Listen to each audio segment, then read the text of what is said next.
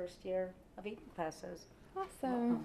Thank you. And I'm really excited to be here tonight. I didn't really get to personally introduce myself to everyone, but my name's Lily Clayton Hansen. I'm an author. I brought my beat-up copy of my first book tonight if anyone wants to take a look at it.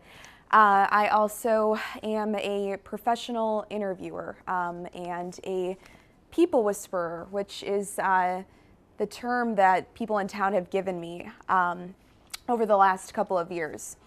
So this is a new talk for me. It's going to be in 3 parts. I'm going to give you a little bit about my backstory, who I am, what I do, some insights that I pulled from my interviews as far as conversing with other human beings goes. Then I have 3 lovely folks who are sitting in the back who I will live interview to demonstrate what it is that I do. It's all about the purpose of learning from one another. I think especially where we are politically and the state of our country right now, we're very divided as people, and I think more than ever, I feel so incredibly passionate about presenting this platform as conversations are a way for not only to connect to one another, but to really empathize, where we all stand, our own individual shoes.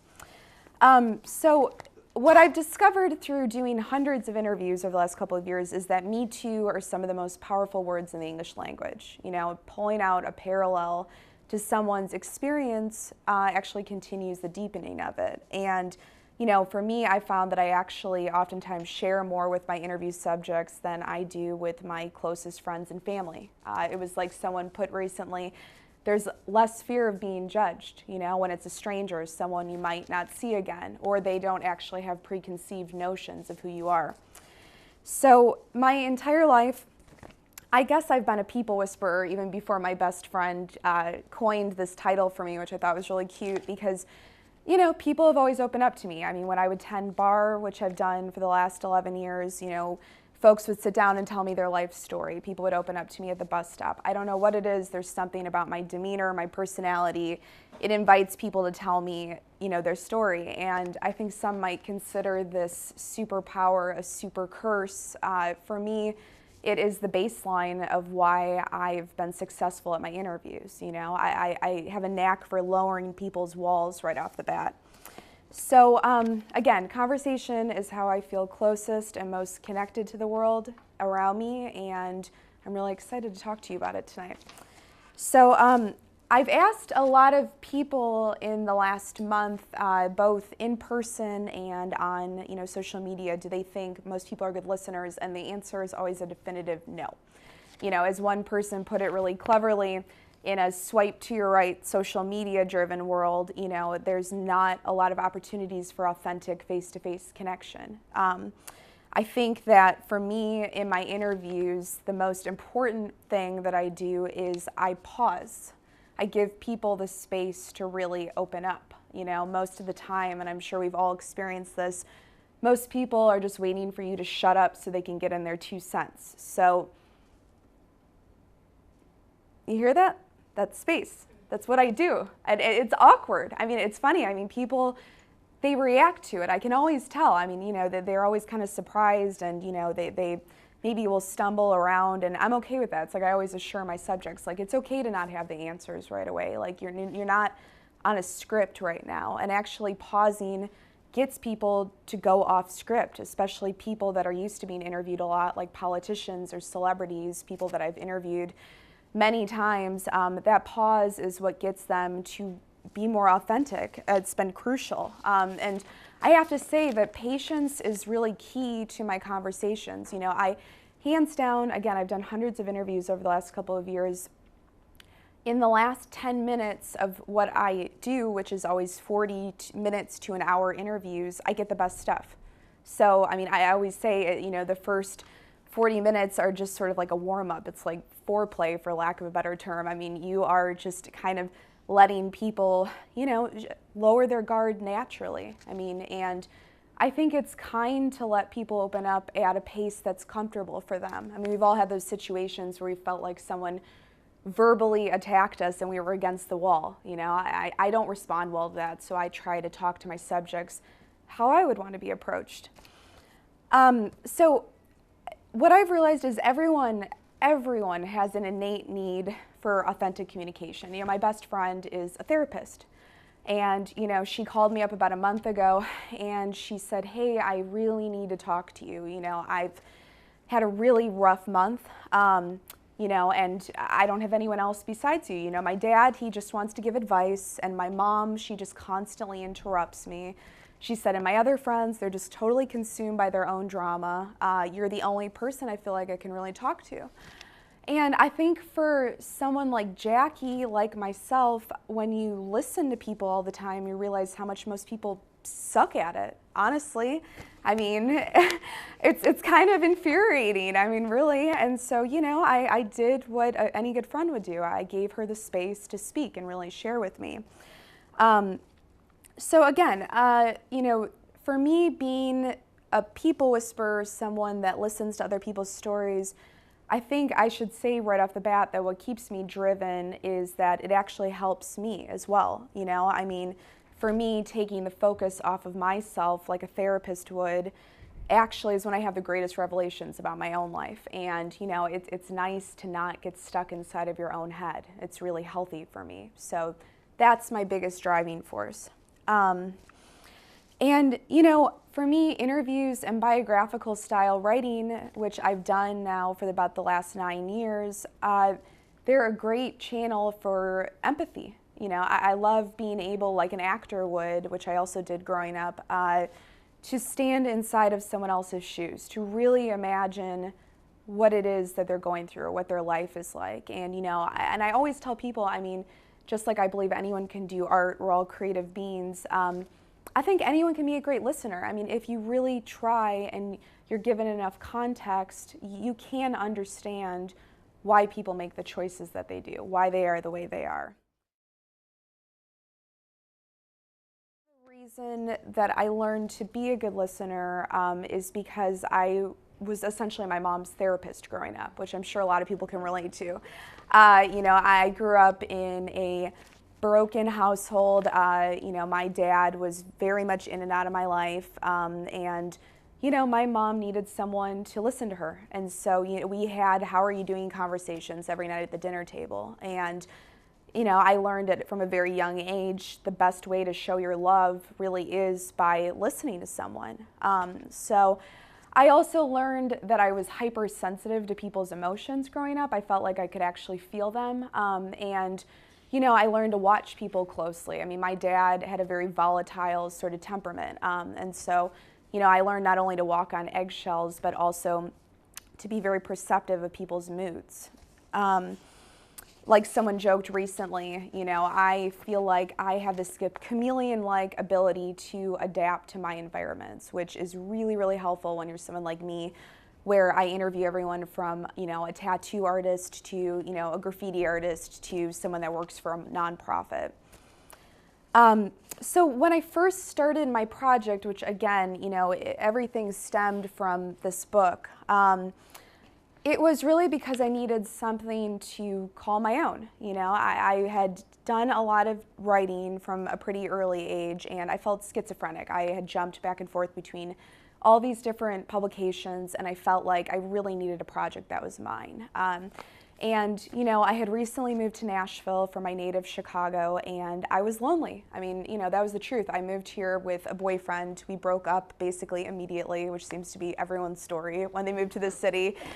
And I wanted to get to know people. You know, I felt like I needed an excuse to. And so one day I, you know, sat down basically at my kitchen table and I wrote down a list of 10 names. And I thought, you know, what better way to get to know the city you're living in and its environment, you know, especially a city like Nashville that was undergoing a cultural renaissance during this time, than through its people. And again, I think when you have nothing, you have nothing to lose. I was kind of fearless at this point because everything in my life seemed to be going wrong. So I figure, what the hell, I'll just go for it.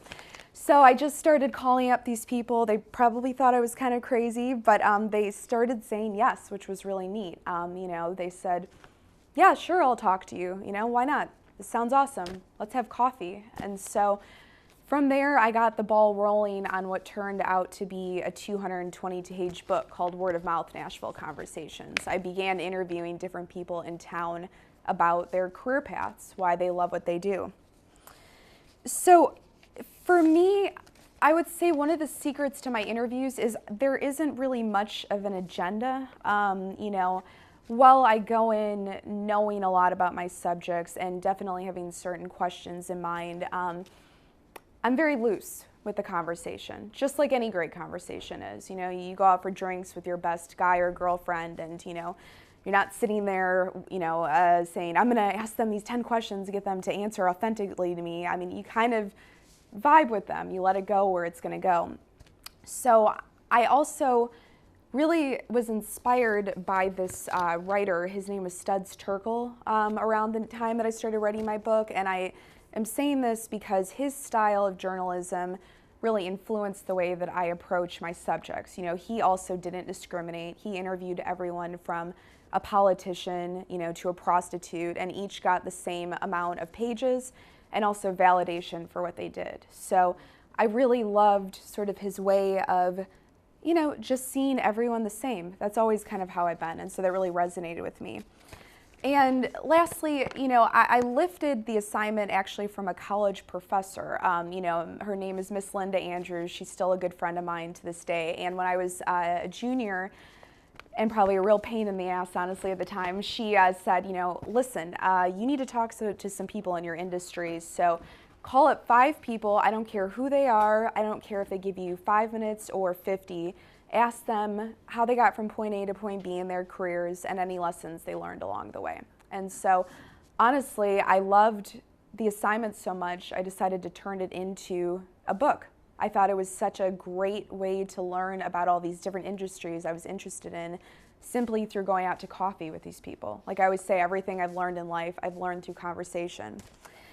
And then lastly, I actually started seeing a therapist again when I was writing this, and I unknowingly applied a lot of what I learned in therapy to my interviews. I think I kind of unconsciously studied my therapists. And so, for me, that meant, again, giving people the space to open up, giving them the space to figure out the answers to the questions they were presenting.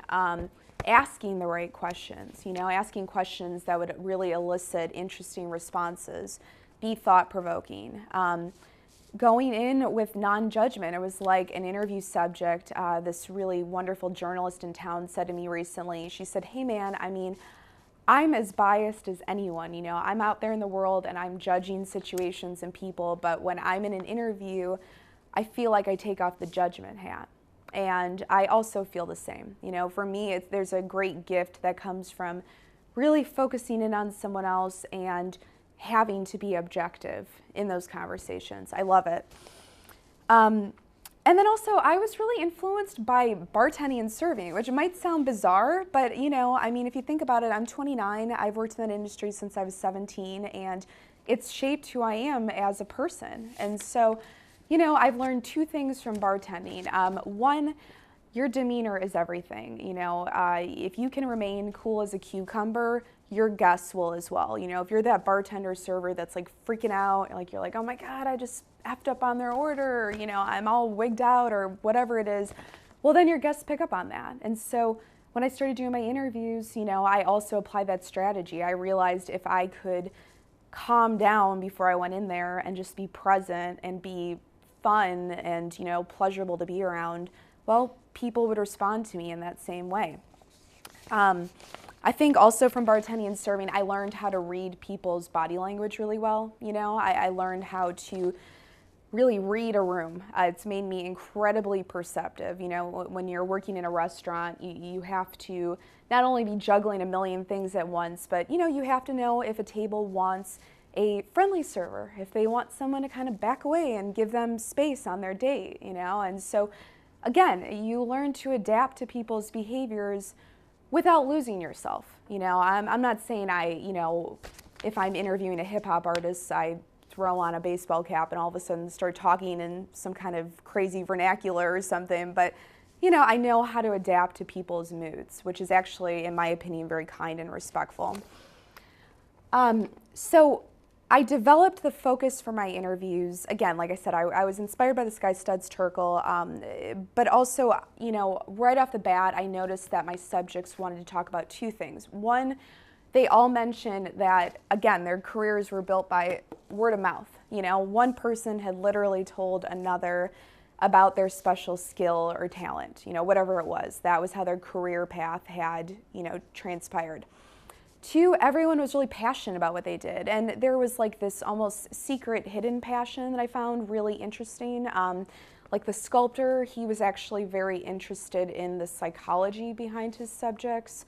Or the hat maker, he really wanted to connect people and let them know who was making their products. You know, the music club owner, he was really passionate about the baby bands. And so it really, in my conversations, taught me to kind of hone in on that, you know, really pick up on what was important to them, you know, and a lot of times, like I said, I metaphorically will like rip up my questions halfway through the interview because you don't really know what's important to someone until you sit there and you really look at them in the face and you really listen to them.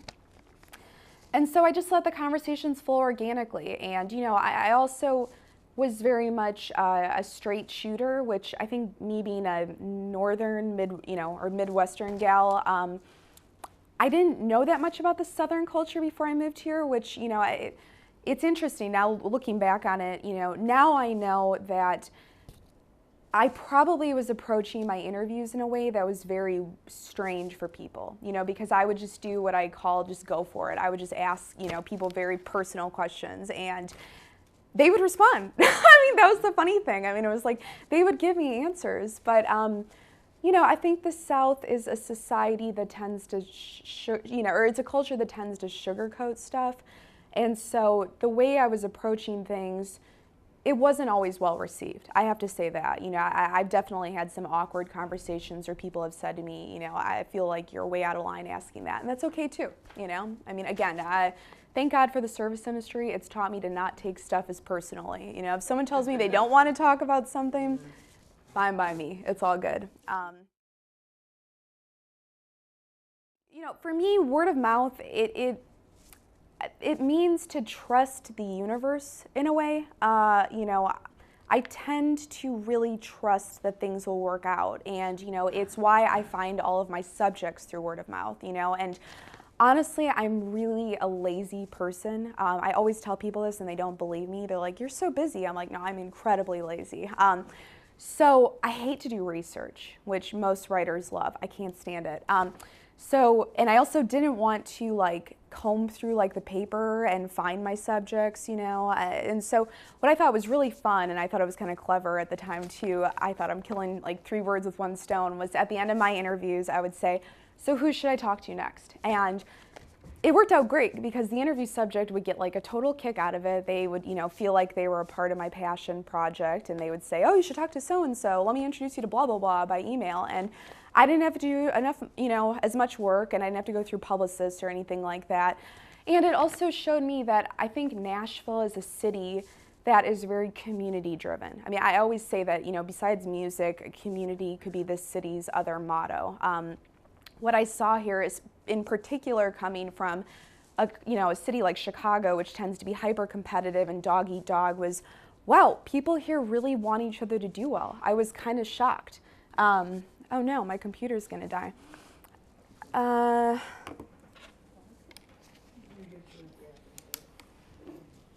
So that for me really was, I think, what made me very charmed by Nashville.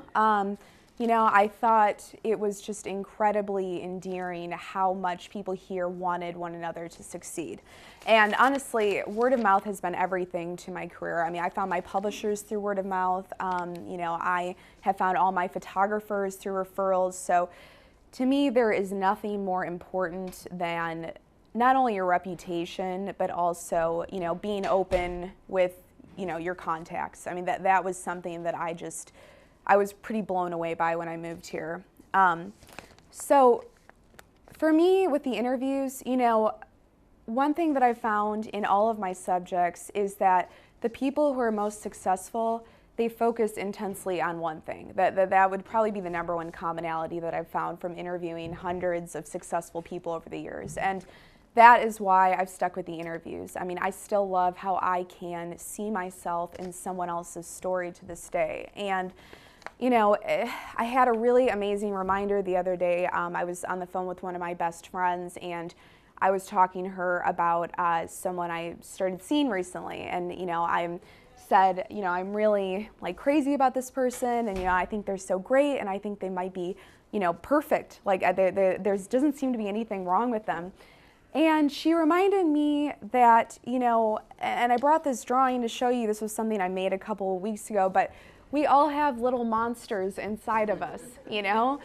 And I love that. I love that she even said that. And she said, Lily, you know, no one's perfect, and it's just like you with your interviews. You know, you personally are charmed by the imperfections. So why wouldn't someone be charmed by yours, you know? Why would you feel like you couldn't show your true self to them? And so that to me is really, I think, what I'm trying to accomplish with these conversations, whether it's in a book or a live interview, which we're going to do after this. I really, really, really want to show people as they are, which is what I call the good, the bad, and the in-between.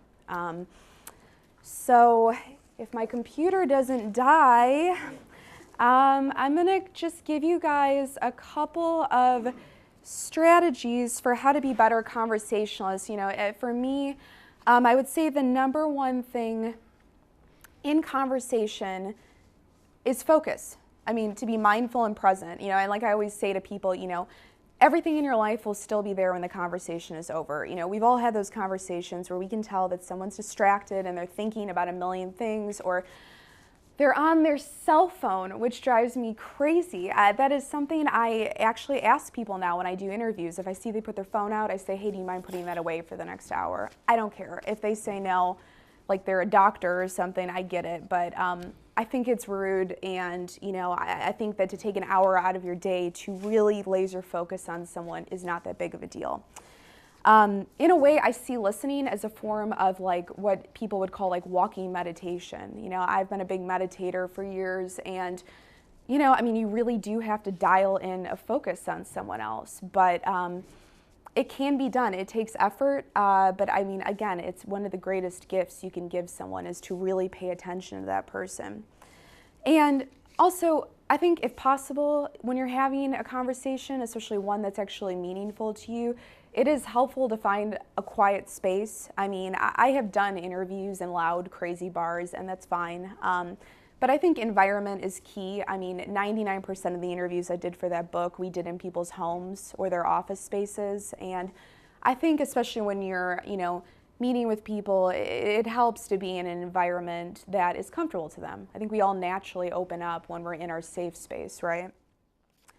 And the last thing I'll say is it never hurts to give someone a compliment. I always begin my interviews by telling people why I admire them and why I want to talk to them. You know, I always say, why not make other people feel good about themselves? You know, I think we compliment others too little. Body language, you know, eye contact is everything. When I've gone around and I've polled my friends and I've said, do you think I'm actually as good of a listener as people say I am?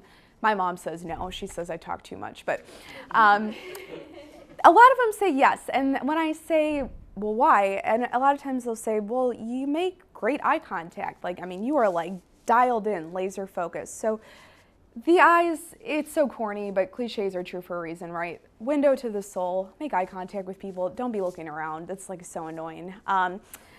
Face your subject. That is something that I think is critical. You know, I have kind of weird body language. I've had people tell me this over and over. It's like I walk weird. I know that about myself. I'm a Pisces, whatever. But I kind of get into people's space a little bit. I mean, I'm not like sitting in their lap, but I mean, you know, I think it doesn't hurt to lean in and really show someone that you are focused on them.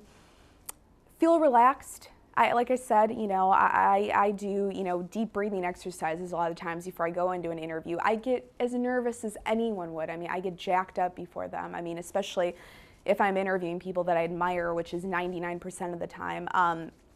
So I think for me, I have just learned different strategies, whether it's deep breathing or meditation, or, you know, a lot of times I walk to my interviews, which people find really bizarre, but like, I swear to God, I'll walk like 4 miles to an interview just to like calm my nervous energy down. So I think we're more sensitive to energy than we realize, and if you can be chill, the other person will as well. Be economical. Don't make it all about you. I think we're in a social media driven universe where we are constantly self-promoting. I do it too, because you know what? If I do something, I'm proud of it and I want people to know about it. But there is something about making someone else the focus of the conversation that, I'm telling you, I mean, people will love you. I mean, they will think you're the most interesting person in the room, even if you don't say anything. I've had people say that to me. I've been on dates where guys have been like, wow, you're so fascinating. I'm like, I didn't say anything. But, you know, I didn't say a damn word to you, but it was because I asked them a lot of questions. And so, you know, I can tell you, especially romantically, this has been a huge key in my success. I would say keep your own answers to the point and on topic. You know, there's nothing worse than a rambler or a meander or someone who, as one of my favorite celebrity clients, Kix Brooks, would say, you know, going off in the weeds, kid, you know, and it's like just you know, someone asks you a question, just answer the question. And so I think that's really important. That's something I noticed right away, and I have no problem cutting people off. Notice what people like to talk about. It was like one of my best friends, Carolyn, said to me recently. She said, hey, Lily, I mean, I know you. We've been friends for 3 years. I know what your favorite areas of conversation are. I don't veer too far away from that. And I thought, that's interesting. Yeah, I mean, you know, and that is important. I mean, if you're sitting there with someone, they want to be talking about stuff that's interesting to them. So, you know, and that's, you can just kind of pick that up. You can gauge that. I think that's something a lot of people don't talk about, but that is critical to having a stimulating conversation. And also pay attention to all the nuances and details. I mean, you know, like I said, a lot of times I metaphorically rip up my questions because when I sit down with someone, if they really make it clear in that conversation that their childhood was important and it, you know, it was a key factor in their development as a human being, well, I mean, sure as shit I'm going to talk about that, of course, you know, I mean, everything else can go straight out the window. Look for the commonalities versus the differences. A great conversation is about building bridges. You know, I have a really amazing woman in my life who's actually an executive coach who I've been working with for the last 1.5 years, and she would always say this, you know, we would talk about how, you know, conversation is about one idea building on top of another. And, you know, and inevitably, I think great conversations, the interviews that I walk away from where I'm like, whoa, I mean, holy smokes, I'm going to think about that for like a week, is because it was an exchange.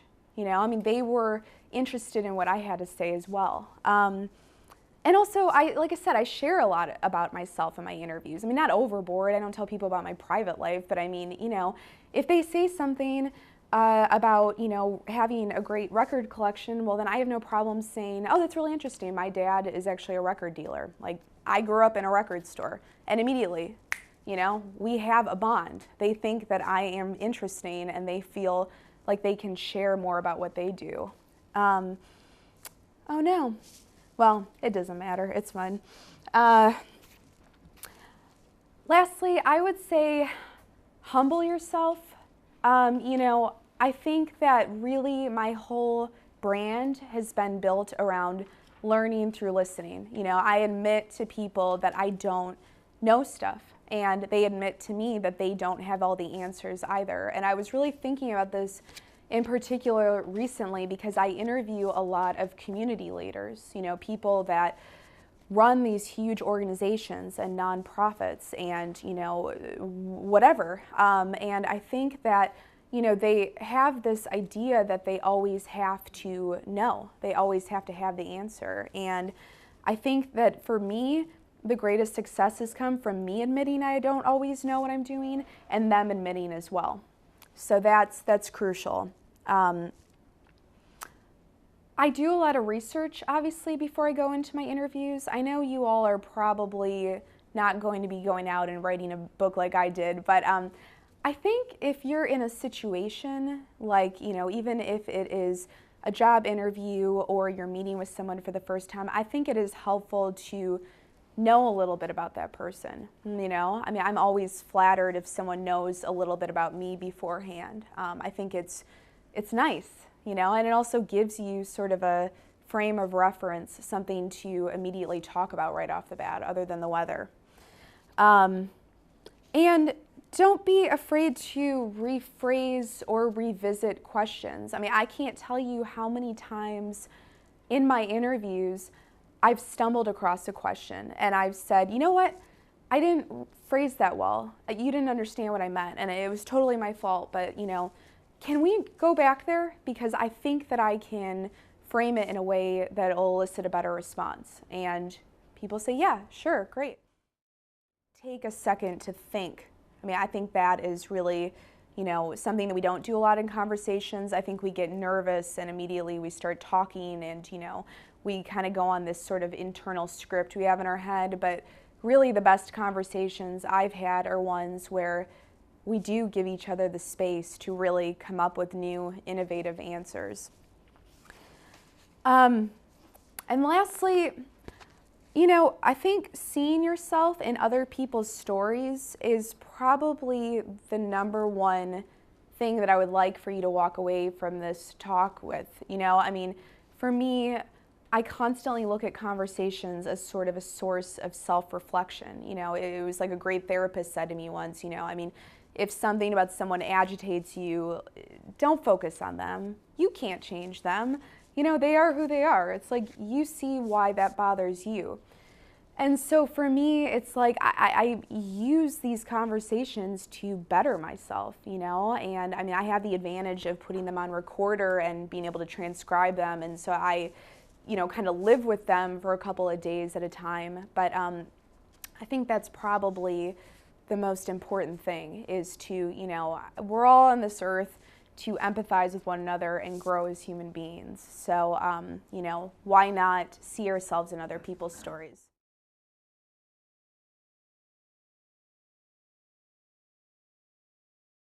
I'll start off by saying, in the last year, I've started off doing these live interviews. It was something that I kind of just fell into. I took a business class at the Nashville Entrepreneur Center about 2.5 years ago, and they approached me right when my book came out, and they said, hey, we have this really great live interview series. It's called Sip It. It's once a month on Tuesday morning, and we're wondering if you would like to host it for an entire year. And you can bring in anyone you like that you've interviewed in the past. And so for me, it was a really great way to kind of get my feet wet in that area, and I found that the live interviews are one of my greatest passions. I am really excited to have 3 guests here tonight that I've all interviewed in the past, gotten to know. They're 3 people I would consider community leaders, and our conversation, which would be kind of akin to a panel discussion, is going to be all about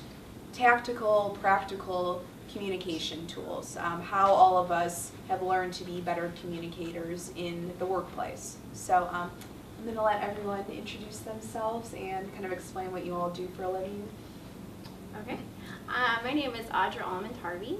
I am the founder and executive director of an organization called Abrasive Media, and we basically use a lot of ways to help artists from a variety of genres to grow and to connect and produce and give back to their communities.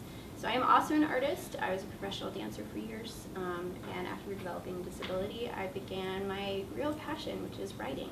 So. Jeremy Kane, former founder and CEO of Lead Public Schools, group of 5 charter schools here in Nashville. Ran for mayor, still trying to figure out what I want to be doing when I grow up. Been doing a lot of business consulting for a variety of businesses recently. 5-year-old daughter and a wife who is an attorney here in town. Good evening.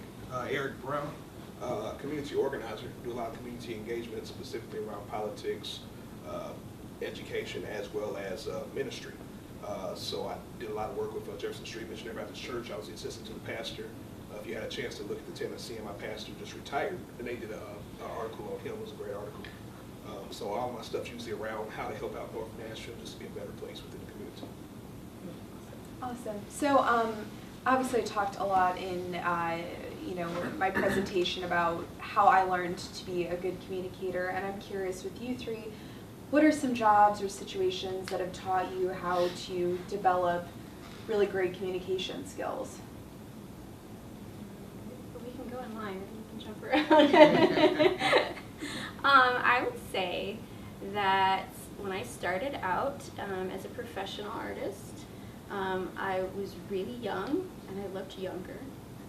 And I initially started by trying to force my way into situations. And what I learned actually is a lot of what you talked about. I learned that I could build a much stronger bridge by listening first. Like that if I would step back and not try to prove myself in that moment, that I would have a greater chance of being effective later and basically own who I was. If that makes sense.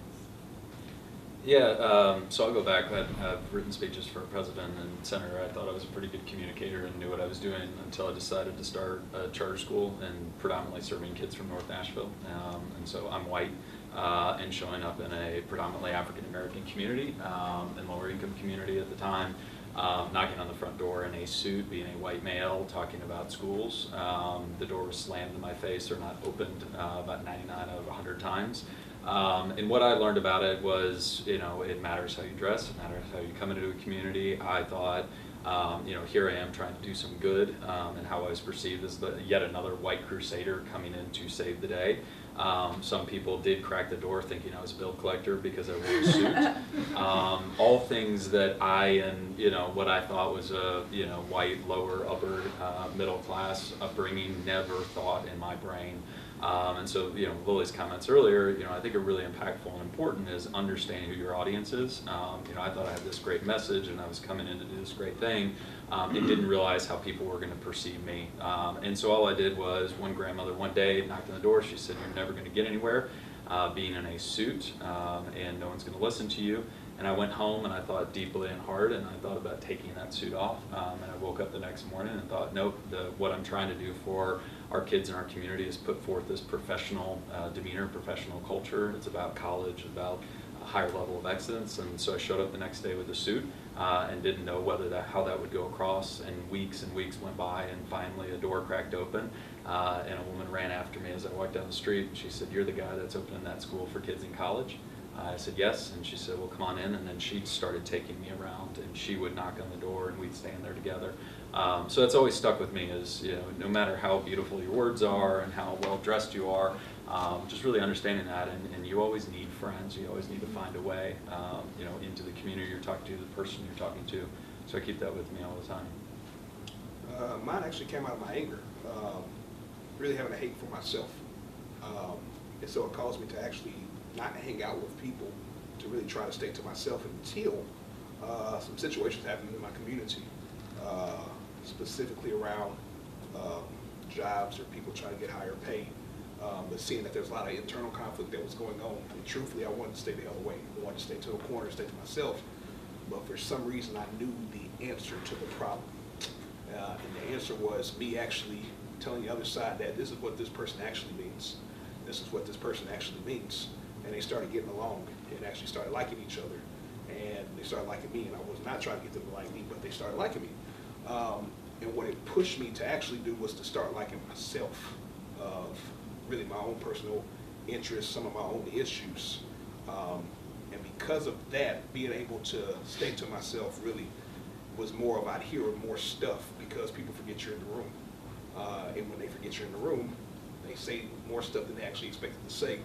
But it actually helped me to translate conversations over to other people, to where people said, "Oh, I get it now."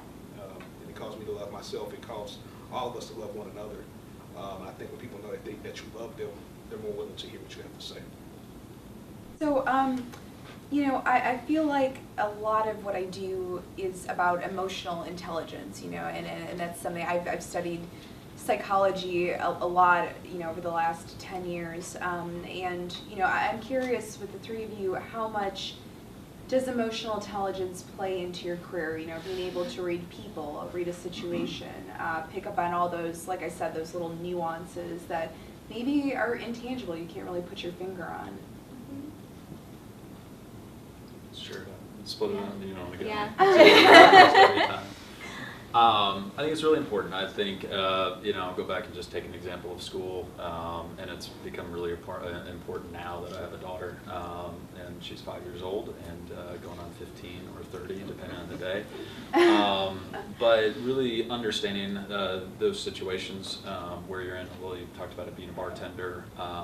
You know, again, I don't think knowing the right answer is enough, and especially with kids coming through that door. We started the day. We learned this the hard way over about 4 or 5 years. Is we would start the day with what we called crew, and so it'd be a small group advisory group where 5 to 6 kids with an adult, and it's grown into our daily ritual at home now. Is we talk about a rose and a thorn, and whether that student woke up just having a bad day, or something happened at a bus stop, or on a bus, or just it was the weather out there. But those 2 questions have really transformed the school. They still do it. We do it at our home. It's really easy to understand. A rose, something great. A thorn, something that is challenging. And we talk a lot about that, especially with my daughter. And so understanding and picking up on that as you would, some people scowl. Although some first time we met, I thought you were a pretty angry guy, and I grew to really like you. But just that scowl, that look, people will say that about me is, you look a certain way. I think we can misread people a lot, and a lot of people that I now really like, I didn't think I did in the beginning. And so we tried to break that down. And so with adults, it's a little bit harder when you say, what was your rose and thorn today? People are going to look at you funny. But when you can sort of talk about it and break in that way, that emotional intelligence starts to come together a little bit more, where people understand how you sit, or how you act, or how you walk. So that's just been one thing that I've really kind of taken in with kids, and then that's sort of my wife and I talk about it all the time too, and so it's become sort of our cute little thing. Emotional intelligence is very important to me, because I believe once you understand people's emotions and feelings, you also is able to help you to understand their context. Jerry makes a great example. I'm not really when you look at me, you think I'm very distant, and can be very, not necessarily the nicest person, but the context behind that is that I trained myself as a kid not to smile so that I would not look weak. The problem with that now is that I forget that. And so when people see me, they automatically try to sleep on me, and I really have the best day of my life. But the truth is, they don't know the context. And so what emotional intelligence has done to me is where I've heard certain people scream, or I've heard certain people do certain things. When you get deeper into the story, you will understand who they are, where they came from. So it gives you really that point of context to say that, you know what, instead of me stereotyping that person, maybe actually I was off. Maybe I assumed this about this person based on my own personal context, that actually forced me to now have to see things outside that perspective. So emotional intelligence really helps me to locate other people as well as locate myself within the conversation with people. So I think it's something that's very interesting. I really like that perspective. Yeah. Go ahead. Oh, no, go I ahead. was just to say, when I first started working with artists, I thought that they needed space and money and materials, and they do. But when you give them the space and the money and the materials and the promotion and all of that, they still need help. And that help that they need, which is really the core of why they didn't get their own space and money and materials, is a lot of people live in a lot of fear. And you go into every situation wondering what this interaction is going to cost you. And so, like, in terms of how emotional intelligence would affect that, it's, eventually I started picking up on patterns. I can be a little slow, so it took me a while. And just really recognizing that what people really wanted more than anything was for someone to hear their story. And artists are trying to express, they're trying to respond to something that they're taking in. To know that somebody would sit down and hear their story gives them confidence that they can present their art in their community. The next question I had is about technology. I mean, because, I feel like it was interesting. I was in London recently, and I ended up getting really sick there. We had taken a trip to Barcelona, and I picked up some sort of bug. So anyway, when we got back to London, I was in bed, and I ended up watching this show called Black Mirror, which is all about technology and how it negatively impacts our culture. And There was one episode I watched which was so unbelievably creepy because it was like you could imagine real life being like this in 10 years, which is where people literally went around rating one another, based on their interactions. If Jeremy or Audra or Eric said something right now, I'd go ding 4, and then their actual rating in the world, which could get them into apartment buildings or colleges, went up and down. So I'm wondering, it's terrifying. By the way. Yeah. So how do you three, who I know use technology because I've been emailing back and forth with you guys all week, feel that technology has impacted our ability to communicate? Do you think it's impacted it negatively or positively? I think technology, like people, is both good and bad.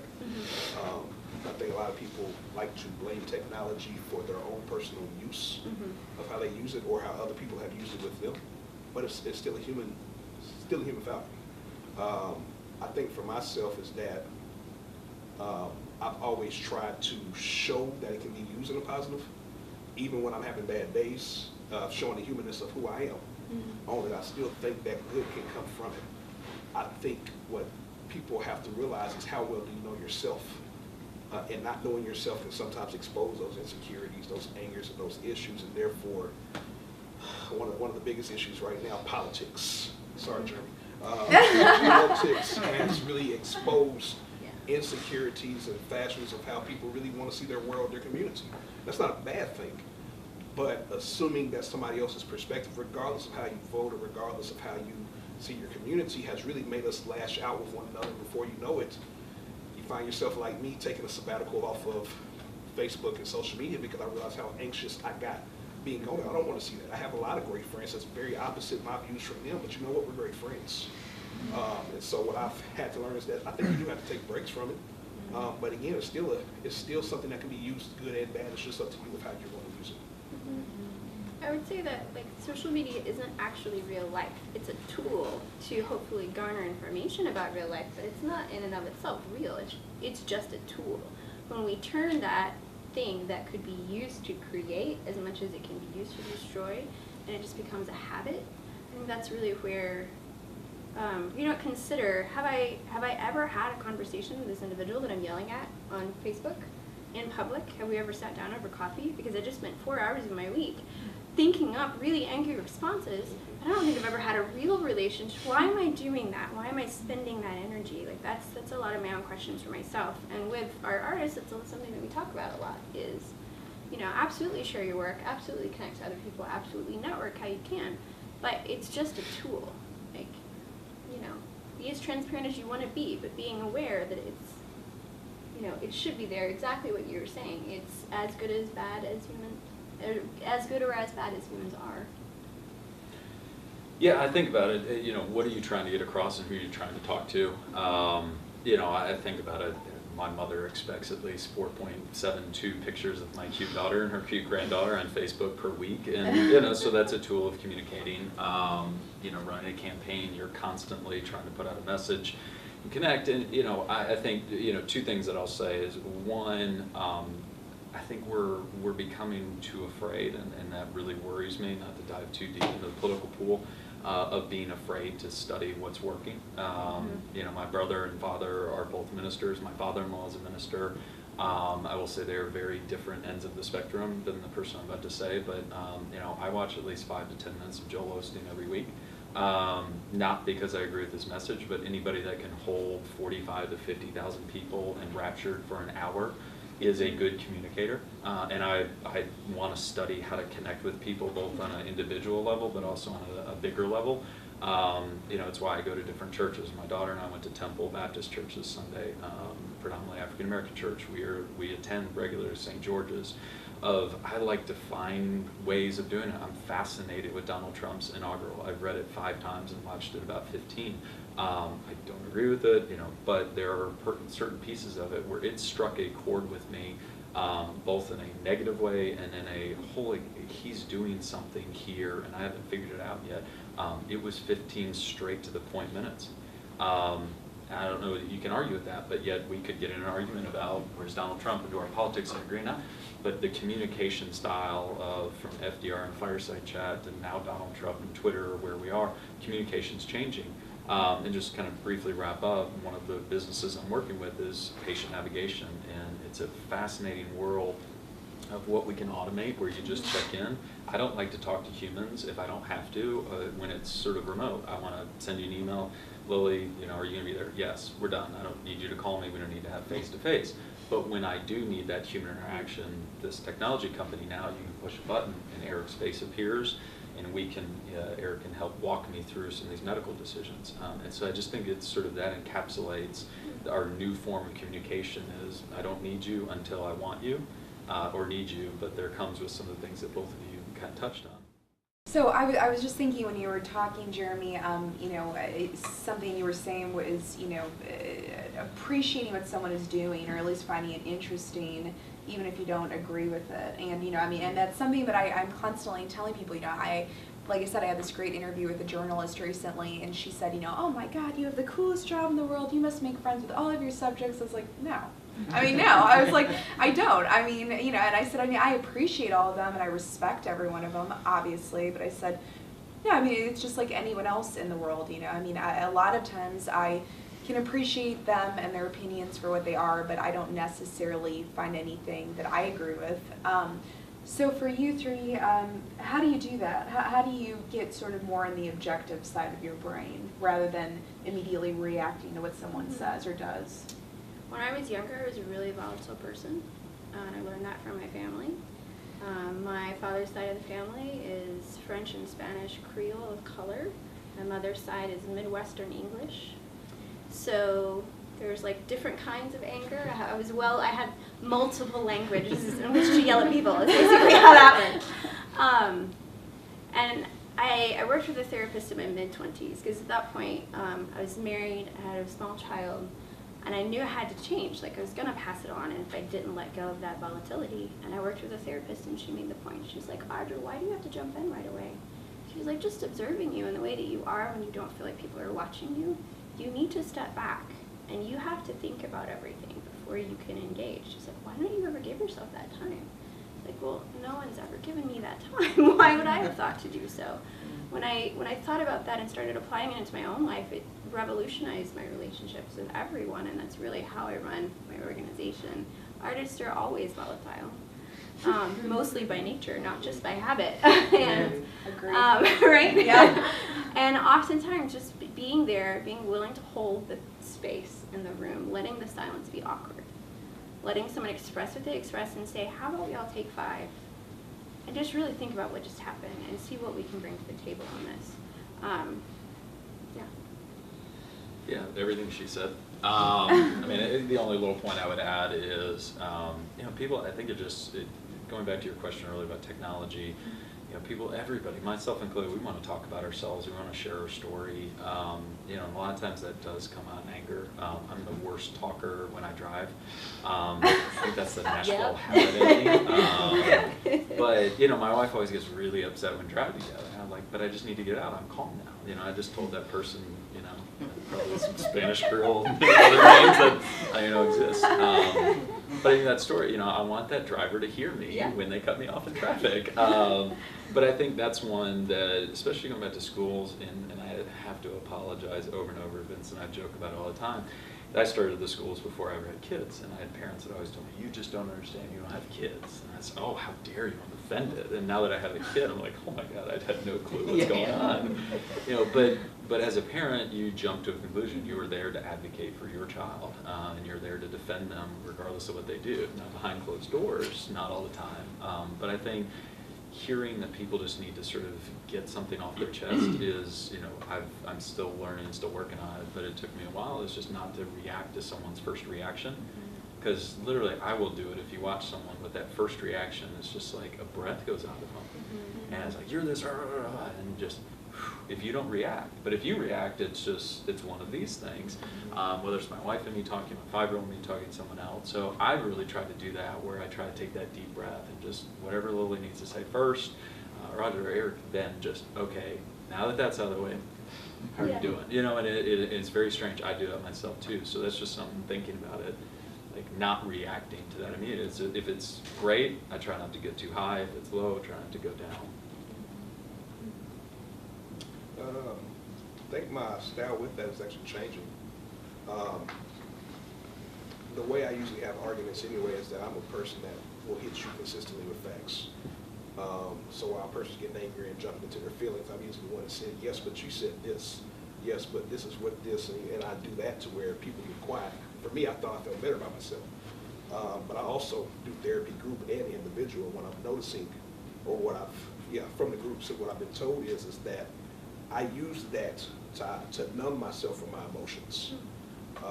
So now I'm trying to make a connection with those emotions, which I think is actually helping me to be more objective, but it's also making me very more emotional with that, which is not a bad thing. I think the point is that, at least for me, to be objective, I think that you have to be okay with expressing your feelings. You just can do it in a healthy manner. Emotions don't cause you to scream at somebody and cuss somebody out. Emotions just say this is how you truly feel. But you still have the choice in how you react and respond in those things, just like Audrey pretty much was portraying. I just think more for me now is, how do I make those connections with people, allow myself to feel those feelings, express those feelings, and still come out saying, at least I'm glad I said this in this particular manner, but at the same time, at least I was open to hear what the other person said and still be okay with that. I don't do that well at all, but I believe I'm getting way better at it. I was thinking, I talked a lot about, trust, how I seem to have developed this sense of trust with the people that I interview, and like I say, it's an exchange, that they get real with me and they, tell me things about themselves that are sometimes very personal, and, I keep them safe, safe between, the two of us. It's why I actually, in the last year, started letting people preview the interview copy before I printed it. I mean, no one saw anything before that book came out, and thankfully I didn't get sued and everything went over okay. But I just started seeing things more from their perspective and thought, maybe people should get to proof, it before. I mean, if they're being that transparent with me, maybe sometimes they do say a little bit too much. So with you three, how do you develop a sense of trust with the people in your life? Like, do you have any, sort of tips or strategies as far as doing that goes? I'm gonna need to think for a second. Yeah, I'll say whether being a leader, being a friend, being just a community member, and being vulnerable. And I think it goes beyond just admitting you don't know the answer, you don't know what you're doing. I usually try to, especially working with staff, admit where I'm wrong or don't know.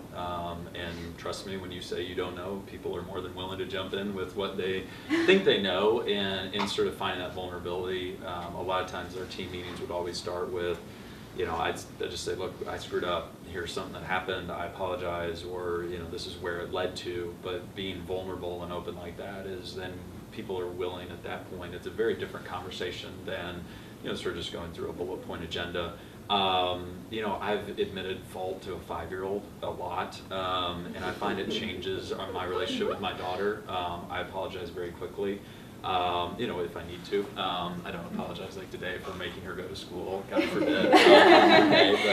But being vulnerable with my wife, and it's changed our relationship, and sort of just being willing to be open, especially with new people.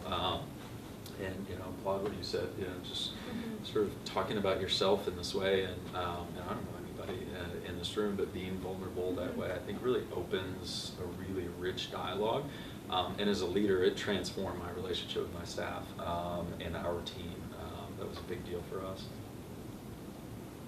I don't think I have a lot new to add. I mean, I would say I wasn't really good at trust when I started being a leader, and it's like having kids.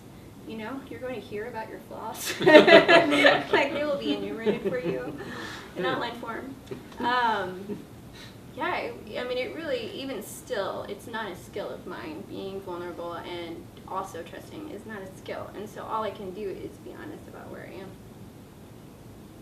I think both answers are right there. If I added anything, it would be, I think you hear this in entrepreneurship all the time, but actually trying is actually true. I think you have to be okay with being uncomfortable. Put yourself in uncomfortable situations. My ex-roommate, her father said something to me one time. I thought it was interesting. He said he'd be around a group of guys, he didn't know them at all. They could have easily took something from him, and he would give them something and say, hey, I trust you. Could you hold this for me real quick? I'll be right back. He'd come back 10 minutes, it was there. And I think more what he was proving in that situation is that I don't think people necessarily are trying to be bad people. And when you show a sense of belonging to them, it really does make them feel like this person really does trust me. Then I have a certain responsibility that I have to uphold with that other person from that situation. So I think I push myself to be in uncomfortable situations a lot. Scares the hell out of me. But what I will say is that putting it out there, I do feel better. But I think because of the fact that I took that risk, other people are willing to take that risk with me. And now it creates this community, it can create this belonging. And that's probably the best way I can think of answering that question. Obviously, my talk is called Face to Face, and I had a really interesting experience in the last year. I brought on 2 interns, so there's about a 7 to 8 year age gap between us, and what they both said to me after the first couple of times that we would meet together in person, and I would say, hey, you can come over to my apartment, the Lily Pad, or we can meet up for coffee, whatever you want to do. But I said, I want to get to know you guys. I said, I want to spend time with you. And they both said, man, I mean, I don't ever do this with my friends. They said we actually have to play this game where we throw our phones in the middle of the table during dinner, and the first person that touches it has to pay for everyone's dinner. And I was kind of shocked by this because to me, face-to-face connection is everything. It's why I won't do phone interviews anymore. I mean, because I'm so much better in person. And so for the 3 of you, I would say, jumping off of that, why is face-to-face connection important to you? And again, going back to, us living in a world where we literally don't have to talk to anyone ever, what is it about face-to-face connection that I guess in a way kind of soothes your soul? First, I would say. Not to get all Oprah. Yeah. Fine. First, I say, who are these friends? Because there's a lot of times I've been hungry and I don't touch my phone a lot, so I would definitely love to sit down and but I'm a community organizer. And based on that, one of the first foundational rules is called one-on-ones, which I think you do very well. Where it's literally where you sit down with somebody and you hear their story and you sit down and you talk with them from that perspective. So for me, I do not really like talking on phones. I don't like texting if I don't have to, especially something long. So the first thing I'm usually willing to do is, hey, where can we meet? Where can we sit down at? And again, I think it's this vulnerability of sitting down with somebody. So for instance, I can get social anxiety real quickly when I'm in a group of a lot of folk in the room. But it's something very different when you have a one-on-one with somebody, because at the end of the day, I believe we're both equals. Titles are gone, class, race, all that's gone. What's there is 2 people that have to admit to themselves, hey, are we going to do this or not? So it really does make it personal, but it's that one of the lines I really love out of the movie Avatar is I see you. There's something that's really important about literally looking at somebody, seeing them face to face and seeing them in all their vulnerabilities and just being able to say that, you know what, I think that we can make this connection right now, which I think can easily can get hid from that technology, can get hid from telephone, because it becomes a mask. And I think in some ways when you have that face-to-face, you let go of the mask. You have to really see them for who they are. Yeah, you can only perform so long face-to-face. I think that's a lot of how social media has affected us. And in negative ways, there's a lot of performance that goes on. It's all about presenting a certain appearance. And if you're willing to be vulnerable in a conversation, you can absolutely work past that. Yeah, I guess the only thing I would add, and maybe try to take a different take, is how do we use technology to create that connection and that one-on-one? And so I think a lot of it was, we did a low-tech version at the schools, is that a lot of our students had special needs. And so some identified, some unidentified, and it's an incredibly vulnerable position, families in schools, and you want to have that, it is the most intimate conversation. And we would just have parents, we'd meet them at their home, we'd meet them And that didn't work because it felt like, you know, parents wanted to get out of their home because it was sort of something that they have to live with every day, and they want to feel professional. Maybe that's the right word, but it's sort of, it was a real conversation. And so we started meeting in restaurants. I would meet them at, you know, Burger King somewhere. I mean, you know, coffee shop did something, but we had a space where we did have that one-on-one. And so sort of going up, we tried FaceTime and certain things, and that just didn't work. This company I'm involved in, the story I'll share with you is because it's been sticking on my brain with this conversation around politics and technology and Twitter, Facebook, all the rest of it. So we're involved with women who are prescribed opioids.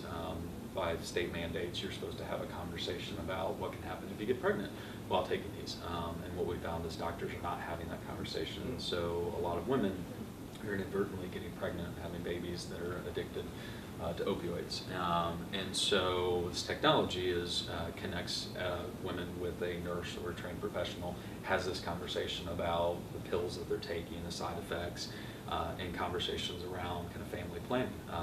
And so one of the places that we're demonstrating is in the Sheriff's Department in Knox County. And what's fascinating is that what happens with the women and the change in their demeanor when they are shackled and brought into the room that has this video hookup, and the immediate change that happens once that nurse comes on screen and starts having this one-on-one conversation about some of the most intimate issues in our lives, and yet that connection through technology. And I think part of it is that women in this place where they are not in control of their own lives and bodies are suddenly treated as any of you and any of us would be at hopefully at our doctor's office, and technology enabled that. So, you know, I sort of go back and weigh some of what I said earlier, balance it with this. Technology allows this human connection to happen at a distance. I think if we embrace that part of it, it goes back to the emotional intelligence conversation we were having earlier in doing it. So I'd leave you or sort of share that with you because it's been sitting on my brain as I've sort of watched off to the sideline and sort of watch what happens. It's really powerful, but it comes back to that human connection facilitated via technology. So I just have 2 questions left for you guys, but you know, obviously I listen to other people for a living, and it was like my, you know, one of my best girlfriends joked the other day. She said, "You could just hang a sign on your door and say therapist." I said, "No, I couldn't." I said, "I get sued," but anyway, you know, I again, you know, listening is critical to what I do. So for the 3 of you, and you are 3 people who are good listeners. What are some sort of tangible takeaways, you know, that you can come up with about how to be a better listener? Do you like even notice if people aren't good listeners? Oh yeah, very much so. I don't like repeating myself, so I absolutely notice when people are terrible listeners. Yeah, I think that it was something that was modeled to me. I had a really profound experience when I was little. I was at a family gathering. I don't actually remember what family, but there's a lot of people. I have a lot of cousins. I climbed up in an empty chair because I was a little tired, you know, night's getting late, and an uncle picked me up, put me on the floor, said, "That chair isn't for you." I was like, "What do you mean that chair isn't for me? I'm tired." It's like, "That chair is for her." Brings in this woman. I'm certain I was related to her. I have no idea how. Brings in this woman. She's very, you know, in my eyes, ancient. I was 4, so she might have, you know, not been. But sits her down, and it's like, "This is her chair." And it's like, how do you get a chair then? It's like, well, this chair is hers because she has learned to listen. It's like, all I have heard you do is just run your mouth. You haven't even been paying attention to how this affects people. He's like, I want you to sit here and I want you to watch this woman, and I want you to see how she changes the room. So everyone gets the food, they come, they sit in the living room, and everybody's attention turned to this woman. And she said very little, but she looked the speakers in the eye. And she laughed when they made terrible jokes, and she smiled at the kids, and it was like magic. Like it was such a profound experience, even over the years, having to like take that and learn to practice it, because it's not innate to my nature, or maybe not necessarily to how I was raised. It just, it always recenters me, and like she was magic, you know. don't have to go after that. Yeah, it's, I mean, you know, all the, I don't want to call it tips to minimize it, but, you know, looking in the eye, that was a huge thing. Respect, you know, I realized people, even when I was younger, wanted to hear from me when I used yes ma'am, no ma'am, yes sir, no sir. You know, so that respect was always really important. Looking in the eye was always a sign of respect and really important. I had, you know, a profound experience, you know, very similarly, but I was around older people older than me, and I loved it and still enjoy it because I just asked a bunch of questions, you know, much like what you're talking about. So I was an active listener, but I always thought that was the neatest thing. Having a father as a minister, you know, around a church, it's not a lot of people your age when you're younger. A lot of people who are older, whether they're 20 and ancient, or, you know, you know. But I just remember always feeling accepted in rooms, and I've always tried to do that with kids and treat them with respect. But you know, I like the part that you have. That is having earned that respect or earning that respect through, you know, paying attention, through asking questions, through listening. So I think that's something that we don't invite enough people in, whether they're young or old, into our conversations. I know I feel left out when I don't get invited in, whether it's a smile or a look or a question. So that's something that I try to think a lot about and really work on.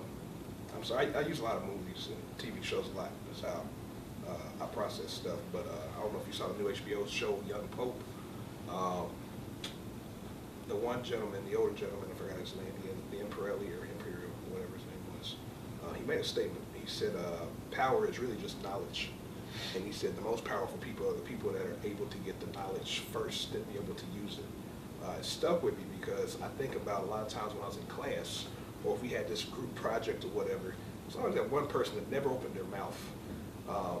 And then when it really came to the go time of we really need to know this information, that person finally spoke, and everybody's like, where were you at? You know, you're like, we've been here the whole time, and you finally now decide to open up your mouth and talk. And so what that's done, thinking about that story and thinking about using that person is more of, if you want to know something, if you want to use that access to be able to change stuff, a lot of times you have to learn to shut the hell up. It was one of the biggest lessons that a professor taught, that told me, is that if you really want to be able to do things, shut the hell up. And when you're about to talk, shut the hell up again. Because That's a great the moment that you realize, the moment that you're able to listen, force yourself not to talk, you get all this different information, you're able to use that information, and you never know how much may impact it's able to use to be able to change lives. So for me, I say shut the hell up. You know, I feel like what I do with my interviews, again, like I said, is it's like constant excuses to self-reflect and see myself in other people's stories. And what I've really found is that a lot of the very successful people I interview in the community, what they tell me through saying, I've never thought about that before, is that it's something we don't prioritize in our society. We prioritize doing, you know, and we're constantly, hey, you know, I got my checklist. You know, I did all this today. I mean, we're very much into getting stuff done. We don't prioritize sitting there for 20 minutes to meditate or to journal or even just to kind of space out and think about what it is that we're doing. So for you three, how do you take the time to self-reflect and really, you know, kind of look at your life objectively to maybe see, you know, stuff that needs to be tweaked? I used to be really good at that. And this past year was really hard, and I went through a lot of stuff, and I went from being a professional dancer who did distance running to someone who occasionally needs a cane, and so that was obviously really challenging. I lost a lot of my self-care habits along the way. So actually, that was I never make New Year's resolutions, but this year I did, and that was my resolution. So I went with my husband, and we went out in a kayak to the middle of the lake in January and just sat. And I realized, like, when you're going through a lot of stuff all the time and there's information coming at you and you're trying to distill things for, you know, different settings, family, work, education, whatever, you're not letting your brain just stop. And I realized, like, I had a moment, it was like 20 minutes on a lake, where I stopped thinking and just let it wander. I was like, I used to do this. So, yeah.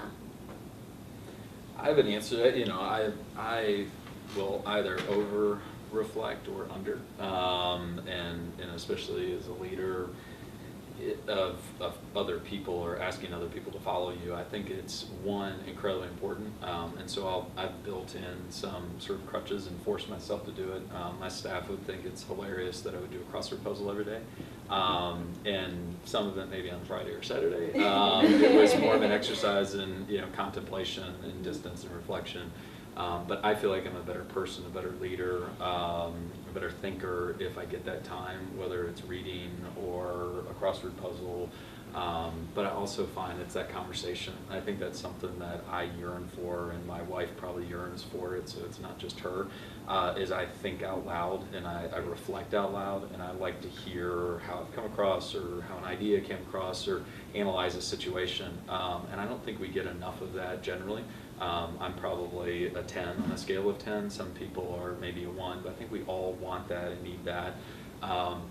But I often wonder, where successful people along the lines of, are they sort of a 5 out of a 10 on reflection versus just going and doing? Is it sometimes you need to be a 7 or a 3? But what I've found is, it can't go too far. I was an athlete growing up, and so that's physical exertion is important to me.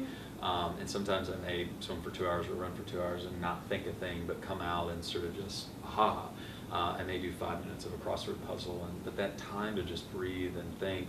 I can't do yoga, I can't do meditation. My wife can, and that's her moment.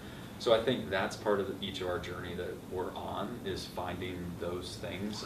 Sometimes they're crutches, sometimes they're people, sometimes it's just conversation, but things like this are refreshing to my soul, is being able to get out there and be vulnerable and say stuff, and then get to run away so I don't have to hear it back from you, because I'll go home and tell my wife it was incredible and wonderful, but of course I'll be reflecting on it all night. But I think that's what we do as human beings and need as human beings, and that's so important. It's really cool just to say that there's this class. I wish I had taken this time and known about it a couple of years ago. It was really taking an hour, 2 hours out of my day and time to think about this, that you get to do every day. It's really cool. So thank you, and thank y'all for doing this and being here. Pretty much the same. In the morning times, I usually do a lot of meditation. Something that I think I added now is I do a journal of gratitude. So the first thing I do is when I wake up in the mornings, I start writing down everything that I'm very grateful for. Somebody told me to do that. I just thought it was the kookiest thing in the world at first. Just wake up, live your life. And I started doing it. I started doing it, and I started realizing, I started getting really positive. The greatest thing, my wife started talking to me, and she's nice to me and stuff now. And I think it's just more because I'm very grateful for relationships, just the moments, just to be able to breathe, to be able to write, to be able to talk to other people is really grateful. And so the more I do that, the more positive I feel. So I do that, work out, like I said, meditation. I read a lot. I read too much. And I think I actually started getting to the point of stopping and reading. But I think, again, you got to do something that scares the hell out of you sometimes. And just looking back on that really makes you feel good. So I'll join groups sometimes. I think I joined like NAMA, National American Marketing Association. I know nothing about marketing. And so when they asked me about it, I did not know what to say. I didn't know what to do with my hands. So my hands were right here the whole time when I was talking. But after I did it, I felt good. And I was proud of myself because it showed me the power of you be somewhere where you don't really feel like you fit in, and before you know it, you belong. So, yeah. And one more thing too. Because I hang around more entrepreneurs a lot, they're always talking about all these processes and stuff and intentionality that they do with their businesses. I said, what about if I start doing all those processes and intentionalities with myself? So I asked myself, where do I want to be 5 years from now? What are the things that I'm going to put in place to make sure that these things happen? And so, like, I'll be intentional about getting paychecks or being intentional with a business. How intentional am I with my own self to make sure that my life is better? And that's really helped out. Now, I always mess up around October, November. Get back on track. But I'm being more intentional to make it through the whole year. So I've changed a lot of things specifically for this year. But I want to stop putting so much time into running a business and run my life kind of in the same way to really have that process as well. So. I love that. Well, thank you so much. This is an awesome conversation, and I just, yeah, thank you to you guys for coming Thank here you. tonight.